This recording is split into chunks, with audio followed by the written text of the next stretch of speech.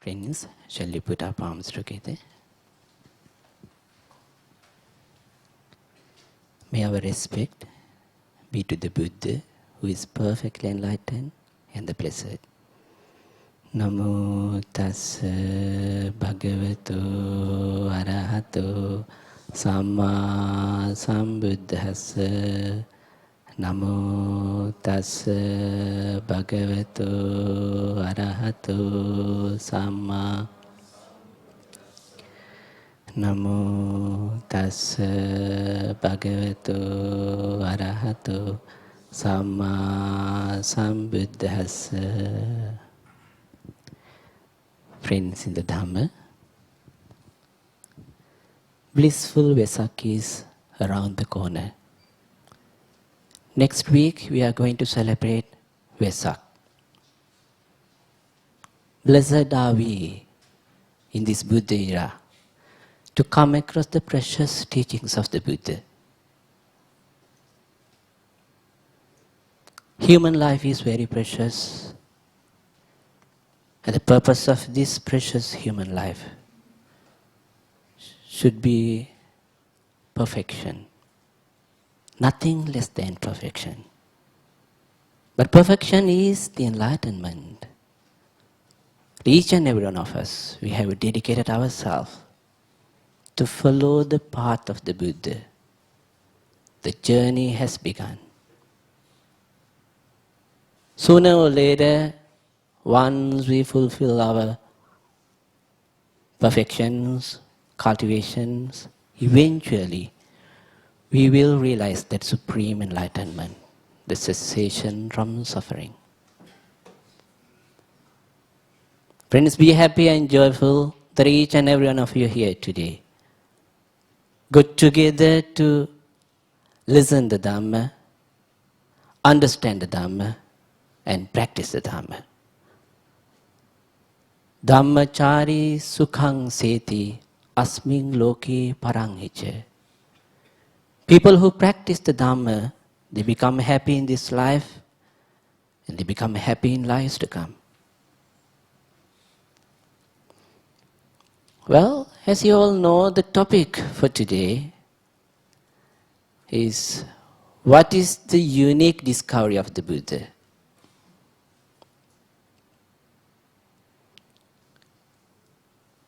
When we talk about discovery, not only the Buddha, there are many other human beings, great human beings who discovered many things in the world. But all these discoveries were done because of two reasons. From the right beginning of the human civilizations, human beings, they struggle to avoid suffering in one way. On the other hand, they wanted to be more comfortable, make life easy. Because of these twofold struggle, one way they want to avoid suffering, on the other hand, they want to make comfort in life. They made a lot of discoveries. Walking along the path, carrying the things are difficult and heavy, it's painful and suffering. So they discovered transport, vehicles. In tropical countries, in times like nowadays, it's very hot. So he discovered air cons. In winter time, in certain countries, it's very difficult to live. So he discovered heaters. We want to preserve the food. We have fridges. Whatever you want to name. Look around. And you might see those modern scientific and technological revolution, discoveries, what we have created, they all serve basically for these two purposes. One way to avoid suffering. On the other hand, to make life more comfortable and easy. But these discoveries they widen our understanding and wisdom. Once upon a time, human beings, we believed the earth is flat. Earth is the center of the universe, of the solar system. And the earth is going around the sun. Until 15th century,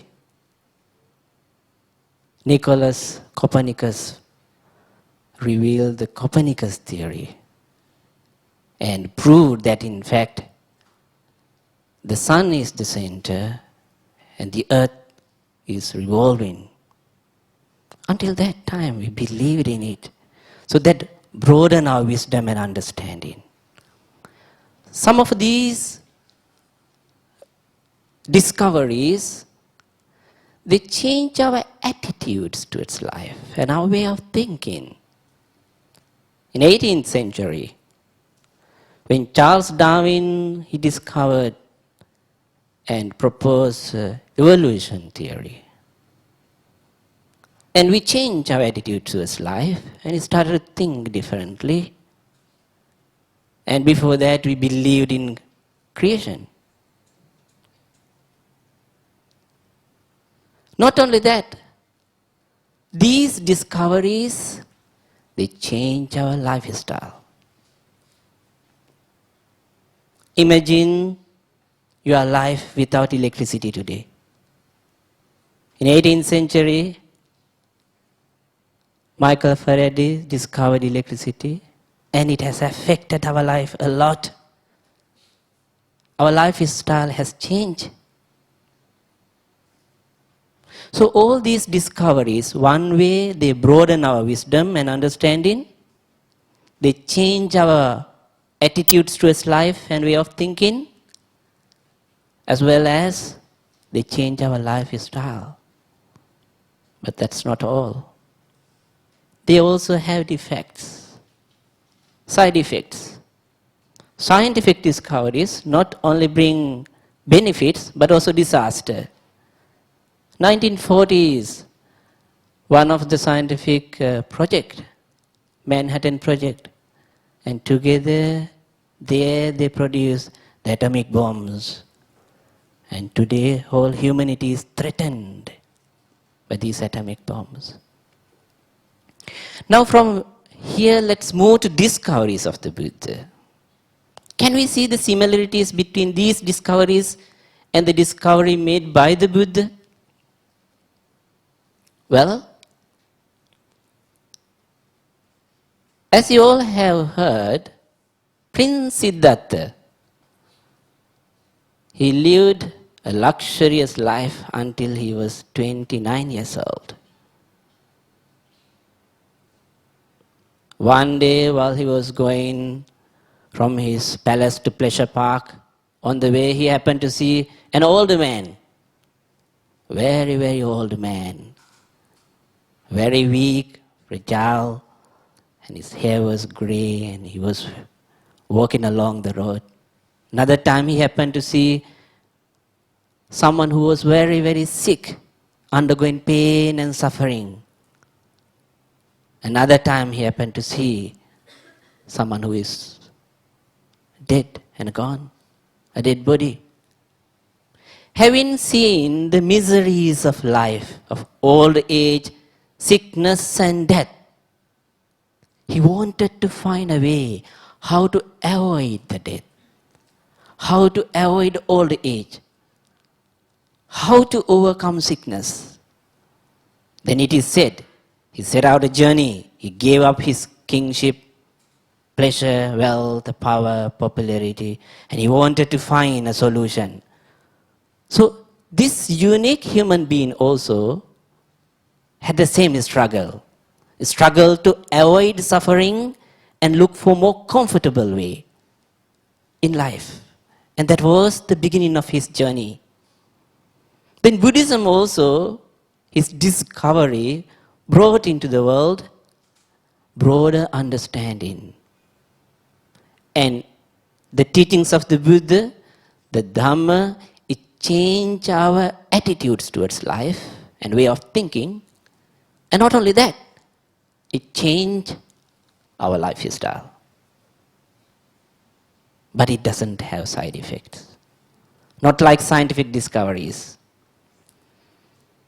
Dhamma cannot be used for any destructive purpose. Dhamma has got only positive, constructive, and wholesome aim. And it can be used only for wholesome purpose. It cannot be used for any destructive purpose. That is the beauty of his discovery again. Now, among many scholars, politicians, great scientists, and social reformers, and those great men, the Buddha is unique, and he is known as a unique human being. It's not because only his discovery, but because of three reasons. Why is he known as a unique human being? In the first place, he is utterly and totally free from all the human defects, weak points. He's free from all the defilements, and he is most pure human being. And this is incomparable. Secondly, he is full of virtue, compassion, and all the other virtues. And again, there is no comparable in this aspect too. Thirdly, his great wisdom and understanding, intellectual capacities, and there's nothing comparable again.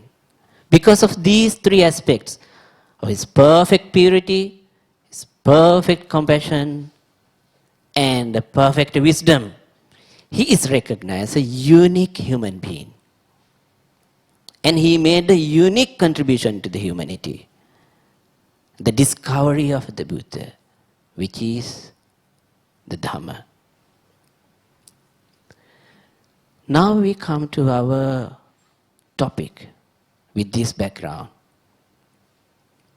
What is the unique discovery of the Buddha? Well, you may answer to these questions in many ways. Someone might say, unique discovery of the Buddha is the Four Noble Truths. Or he discovered enlightenment. Or he discovered the path to cessation from suffering. He found out how to get rid of cycle of existence. He found out a way to stop the death, amata, the immortality.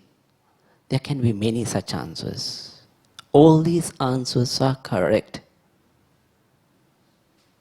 But if you were to ask me a question, what is the unique discovery of the Buddha? I would say the unique discovery of the Buddha is that he found out a perfect way how to be blissful and happy.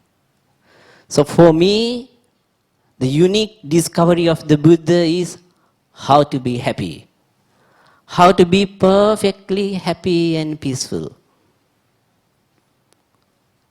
With this answer to the question, I'm going to move forward to elaborate it further. And from here onward, what we are going to discuss is very, very important. For those who want to look at the message of happiness of the Buddha. Those who want to look at Buddhism from the angle that Buddhism is a message of happiness. There are two ways to be happy.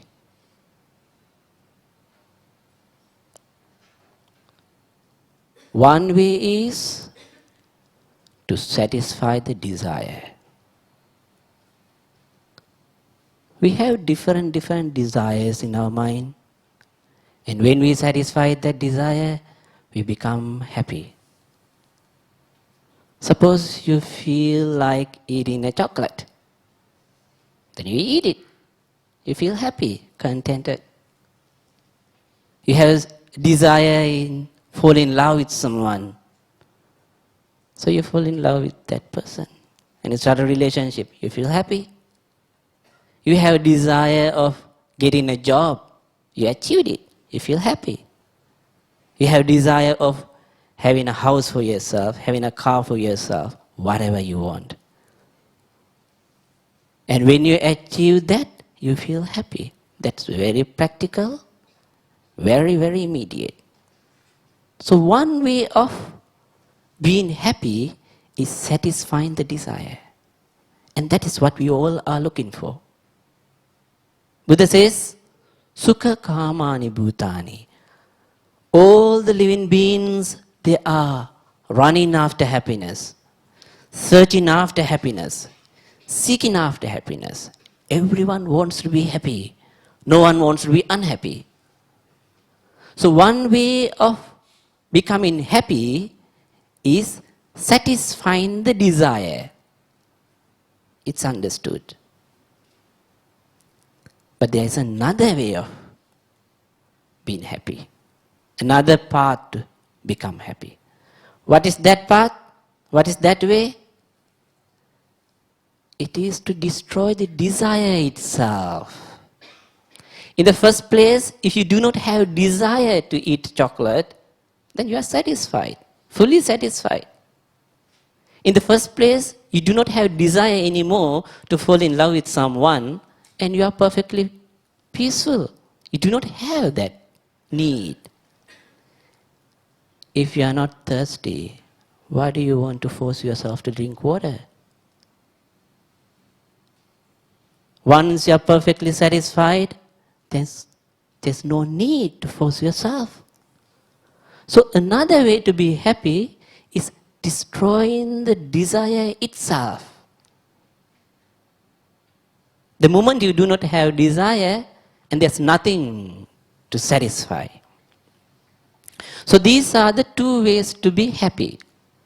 Now let's see how did the Bodhisattva or the Buddha did experiments and discovered the perfect way to be happy. First, he followed the first method to be happy, satisfying the desire itself. Satisfying the desire itself was his first choice. As a prince, he was endowed with power, wealth, popularity. He was having everything in life, and he enjoyed life.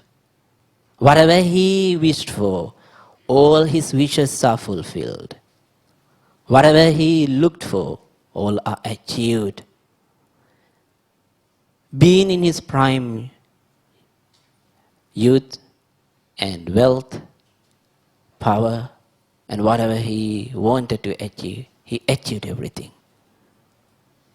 He lived a luxurious life until he was 29 years.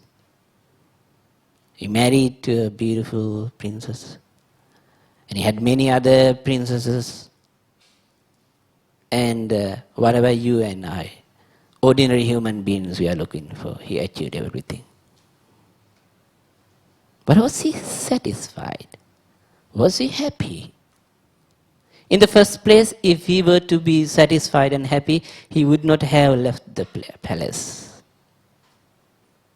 Now friends, after achieving enlightenment, Buddha discarded this first method of satisfying the desire to be happy as impractical, very primitive, not a wholesome way, not a practical way to be happy. Why did the Buddha say that satisfying the desire itself is not practical? Why did he say it is a very primitive method, not sophisticated, not a developed way, not a perfect way to be happy? Why? It is because satisfying the desire itself has some serious defects. What are the defects? Desire cannot be satisfied. Desire is insatiable. When you satisfy one desire, another desire arises in its place. When you satisfy that desire, another one arises in its place. Desire is like a fire. When you feed the fire and the flame is increased, increase in flame demand more fuel. And you provide more fuel just to let the fire to increase its flames. Exactly the same manner, when we satisfy one desire, another desire arises in its place. And when we satisfy that desire, another one arises. So desire is endless, and then we try to satisfy this endless and insatiable desire. And time is passing and life is going on. Your eye is always waiting to see beautiful things in the world. Your ear is waiting to hear soothing sounds. Your nose wants to smell sweet things. Mouth is always waiting. Your tongue is always waiting to taste delicious food and drinks. Your body always look for comfortable touch, sensations. Your eye, ear, nose, tongue and body, every single moment, looking forward. One way to avoid suffering, on the other hand, to enjoy pleasure. And we provide the pleasure through these five sense faculties, and we provide pleasure more and more and more, then desire arises more and more and more. And there's no saturating point. That is why the Buddha said, satisfying the desire to be happy is primitive, not a very sophisticated way, not a very advanced way of being happy. Again, friends, satisfying desire to be happy is not permanent.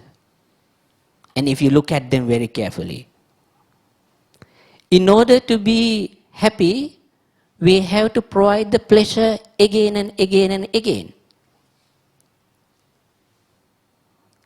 Now you enjoy eating something. Once you have finished that, that's gone forever. The pleasure is like a water bubble, arise in a waterfall. When it is raining, bubbles arise and disappear. For a moment it looks wide, then disappear forever. Exactly the same manner, pleasure is fleeting, is always going on. The moment pleasure arises in your eye, next moment it arises in your ear, next moment it arises somewhere else. In this way, pleasure is fleeting. It's not permanent. How many times have you eaten delicious foods? But can you taste it now here? You have only a memory. How many times you had very nice, loving, caring relationship with your loved ones? But it's only a memory. How many times have you satisfied your body, your ear, nose, tongue, and the other part of your body, whatever the sense faculties? But they are only memories, no more. So only that particular moment, that pleasure is there, you enjoy that. And that momentum is gone, it is gone forever. So friends, pleasure is not permanent. Relying on impermanent pleasure to derive the happiness is impractical. How does pleasure arise? There are three things must get together. Our sense faculties, sense stimuli, then combination of these two arise pleasure. Through our eye, when we see beautiful pictures, beautiful people, people that you like, arise in our mind pleasure. Through your ear, when you come across beautiful sounds, soothing sounds, arise in our mind pleasure. Now, these 5 sense faculties themselves are impermanent. Your eye, ear, nose, tongue, and body, they are impermanent. They are changing, getting old, fall sick, and die. We do not want these sense faculties to fall sick. We want them to be healthy forever. We do not want them to grow old.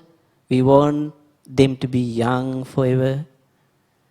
We do not want them to die, but eventually they die. So they are not permanent. Whatever you see, hear, taste, and smell through your 5 sense faculties, light, sound, smell, taste, and touch sensation, all these are also impermanent. Whatever you see through your eye, they are impermanent. Whatever you hear, they are impermanent. Then whatever pleasure that you derive through these combination of sense faculties and sense stimuli, they are also impermanent. So Buddha said, satisfying desire in order to be happy is impractical because the desire and the sense faculties and sense stimuli, they all are impermanent, subject to change and disappear. That is why Buddha says it is primitive. Again, Buddha said, satisfying the desire in order to be happy, it is imperfect. Why did the Buddha say it is imperfect? Because in the process of satisfying yourself, you create more damage to the world than your satisfaction. Today, look at the world. Human beings are killing each other, torturing each other. We still engage in various evil, wicked, immoral activities. Because of what?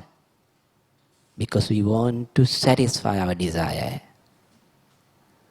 We want to satisfy our desire for power, desire for wealth, desire for popularity, desire for many things.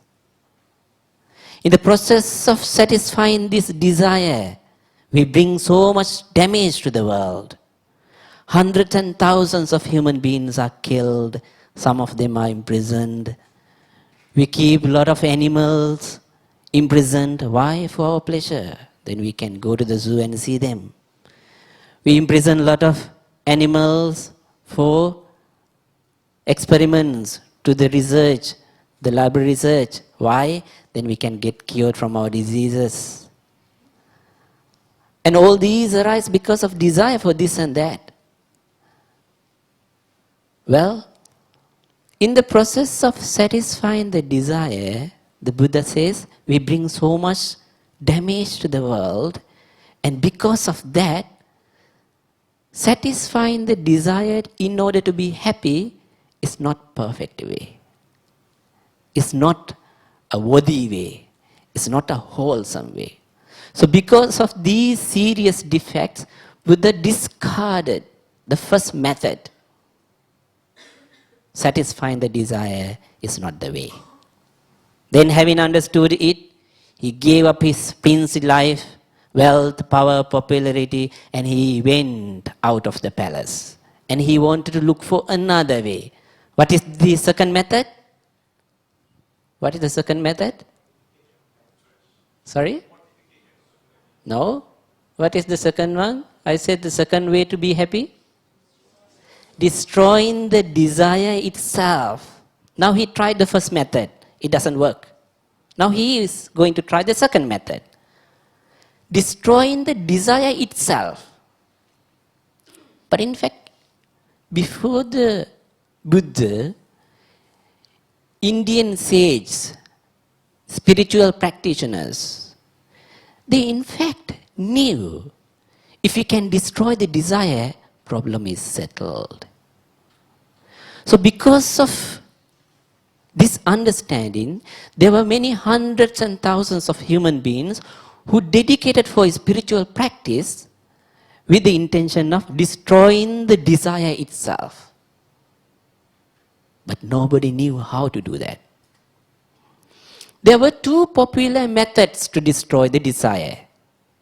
One method was meditation. Samatha practice. The technical term for this is samatha, means concentration types of meditation. So yogis, spiritual practitioners in ancient India, they set for the meditation and they develop the mind and achieve various degree of concentration.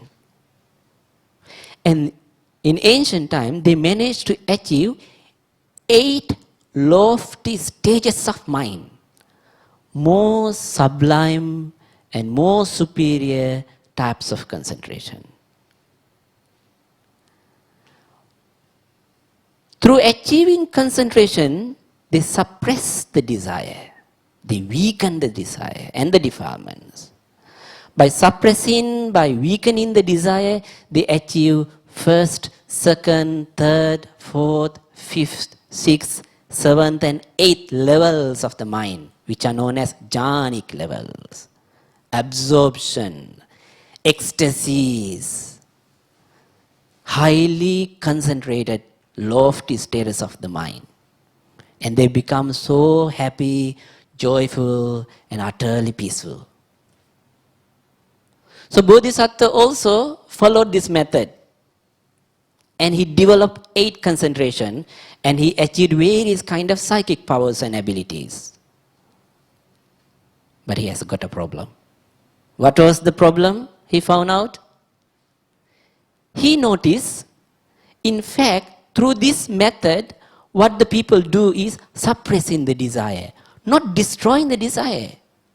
So when he is in this absorption, ecstasy or jhanic level, he felt peace, happiness, joy. But the moment he come out from it, desire arises in the mind, destroying peace and happiness. So this is a temporary way to satisfy. This is a temporary way to suppress the desire. So he noticed that is not the way to destroy the desire. So discarded this method too. Then at that time there was another popular method. People believed if anybody wants to destroy the desire, then they must follow self-mortification. Atta Kilamatana Yoga. What was this practice? This practice involved 2 types of trainings. One way, they deprive sense faculties receiving any sense pleasure. So in this way, they deprive the body receiving any kind of sense pleasure. And the second training, instead of giving pleasure to body, they gave pain to the body. So this training involved two things. One way, they deprive the sense faculties receiving sense stimulus, pleasurable sense stimulus. On the other hand, they gave unpleasant, painful sensation to the body. They expected, by following this, to destroy the desire. So Bodhisattva too followed this method. He practiced it 6 years. And his body became almost a skeleton. And he almost about to die. And he understood that through that method also, the desire cannot be destroyed. So he gave that method also forever, gave it up. Now having tried all these existing methods to destroy the desire, and he understood that nobody can teach him. And now he started meditation practice again And eventually, through his own wisdom, he discovered the path, a lost path to enlightenment. And that is the Noble Eightfold Path. Having discovered this path, and he realized the truth, which is the Nibbana, enlightenment, by eradicating the desire perfectly, permanently, and irreversibly. This unique method of meditation that he discovered, later on he labeled as Vipassana, insight meditation. So that is the unique discovery of the Buddha to the humanity. And having destroyed the desire perfectly, his mind achieved perfect bliss, perfect happiness, cessation from suffering, and enlightenment. Then what did he do? He came back to the society, and when he achieved the destruction of desire, he was 35 years old, and until he passed away at the age of 80, 45 years, he spent time among the people, working sometimes with a group of monks, sometimes alone, teaching to groups of people, sometimes even to one person. He taught the Dhamma, how to destroy the desire. He taught how to be happy in this life. His teaching was summarized into Four Noble Truths. What are the Four Noble Truths? Four Noble Truths. The first truth: human beings driven by desire, becoming slave to desire, they are trying to satisfy desire to be happy. But that is not the perfect way to be happy. Caught up in this desire, they run through the life, and after the death they are reborn because of desire. We are born to the world and we undergo various kind of miseries, calamities, problems, getting old, falling sick and die, just because we want to satisfy the desire. But the desire is so strong, at the moment of the death, desire is not satisfied, so desire brings forth another new existence just to satisfy the desire. So in this way, life is going on and on and on without an end. This is known as cycle of existence. So this problematic situation that human beings are caught up in this cycle of existence, unsatisfactory situation, unhappy situation, is labeled by the Buddha as dukkha.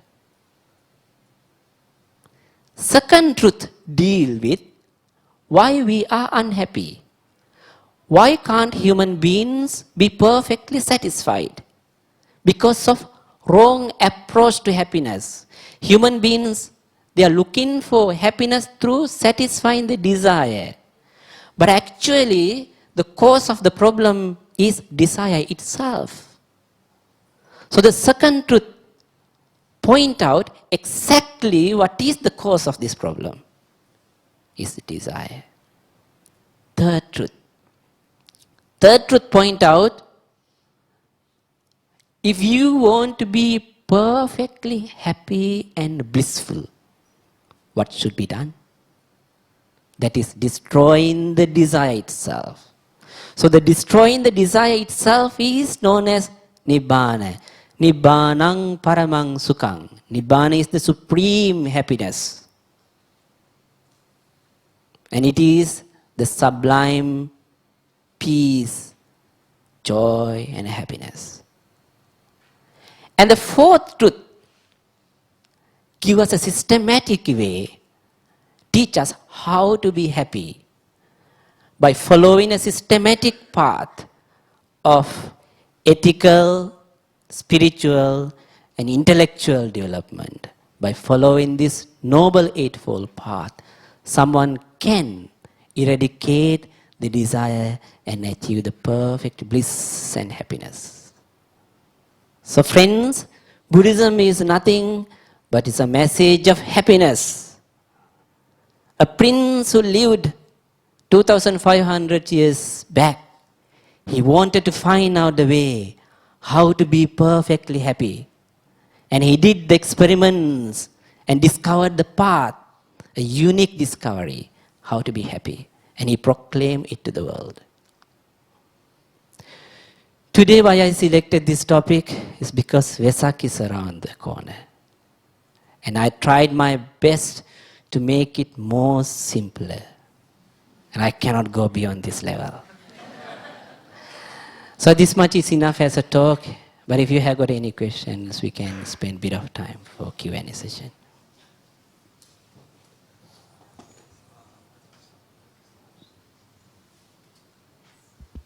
My test. Okay, good. Can we put our palms together and say sadhu 3 times to celebrate that we have benefited from this talk, which was excellent in the beginning, in the middle, and at the end. Sadhu, sadhu, sadhu. So like Bhante said, this is a fundamental topic and he covered many, many grounds. So I thought it was a perfect opportunity for us to raise any points of clarification or comments. Yes, I see your hand already.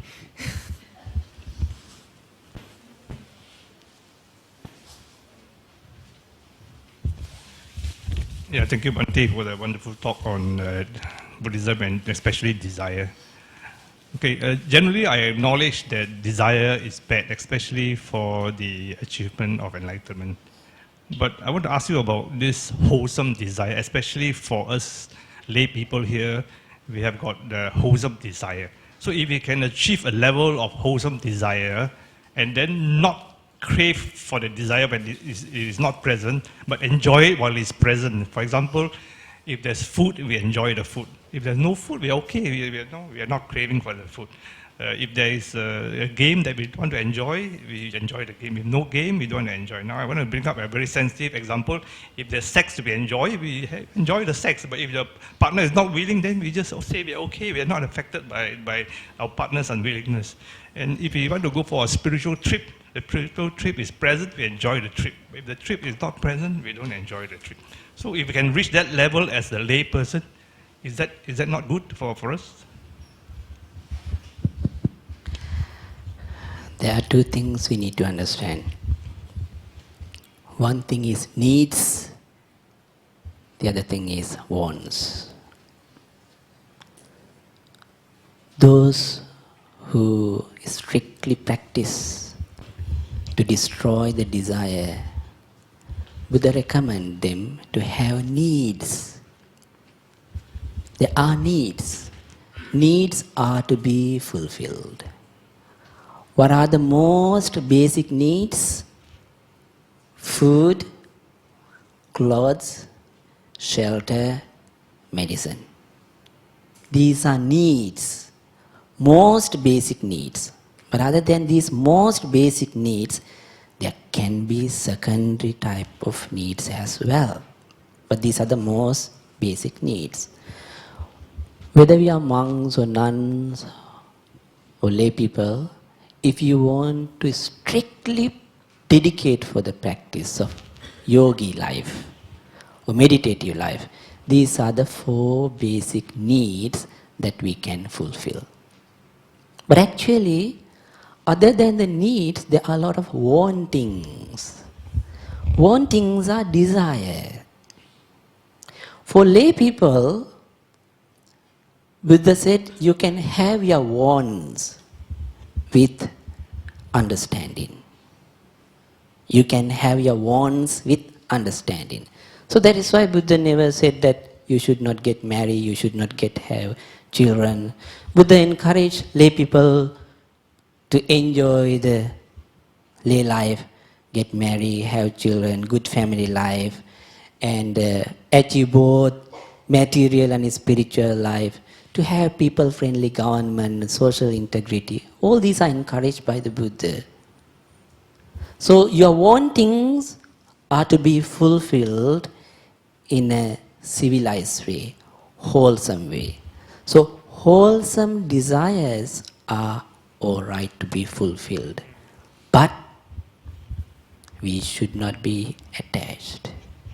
That is the message that you have to remind. It is all right to fulfill your wholesome desire and don't get attached blindly. Why? The moment you get attached blindly, that is the cause of suffering.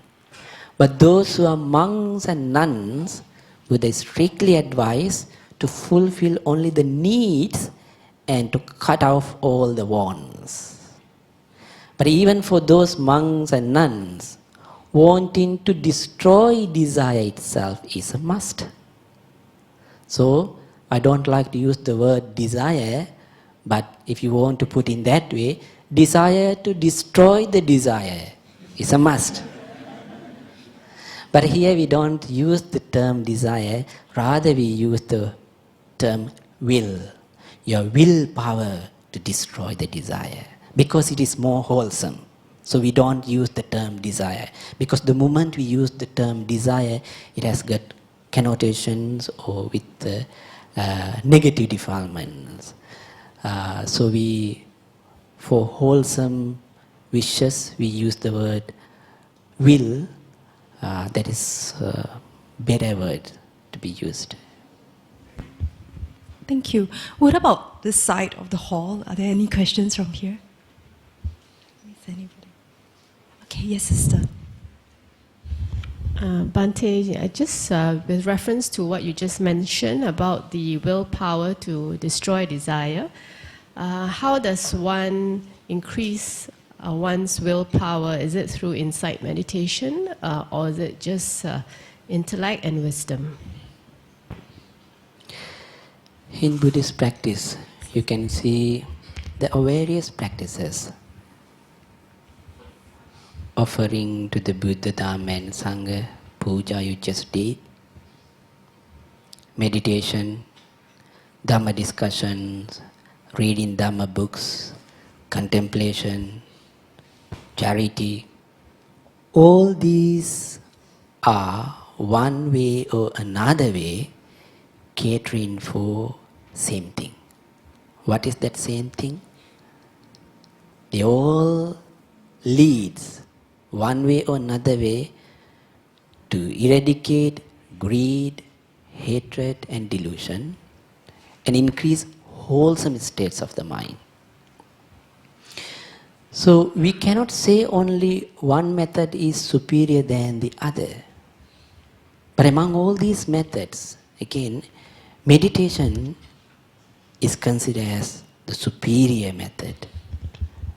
And being a Buddhist, it is not an optional, it is a must if you are Buddhist. But there can be different types of meditation, and the meditation can be practiced in different degree.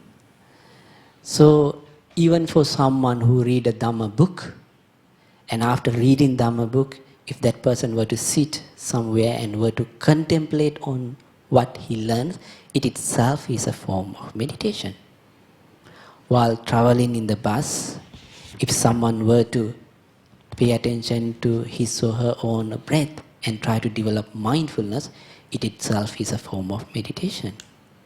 When you are having your cup of tea, if you can do it with perfect mindfulness, that is also a form of meditation. So meditation is something that we need to do in everyday life. There are various types of meditations. So with this meditation, we develop our awareness, our mindfulness, and that always keep us going, following the Noble Eightfold Path. But if you ask me, what are the most essential things in the Noble Eightfold Path to be practiced, I would say all the 8 factors are very important. But out of it all, the right understanding, right mindfulness, and your dedication, right effort, these 3 can be singled out, which are very, very essential. Because right understanding, it's like your own eyes. It gives you vision, the direction that you must move. Then right mindfulness keep you bound to your practice, spiritual perfection, then right effort, it make you move forward. And when you are lacking of all these, you cannot move on. Did I answer to your question? Okay. So, Bante, I was thinking, next week we'll be celebrating Vesak Day. There'll be some of us who are taking the 3 refuges. They're participating in the carnival and, all coming together in celebration of that. I was hoping that as a spiritual advisor to VF, would you like to give us some short Vesak Day message, certain things that we can take away for the year ahead? Okay. Usually, whenever an auspicious time like Vesak is around the corner or New Year is around the corner, we tend to have a lot of good aspirations. But after some time, we forget our aspirations and we get back to our old habits.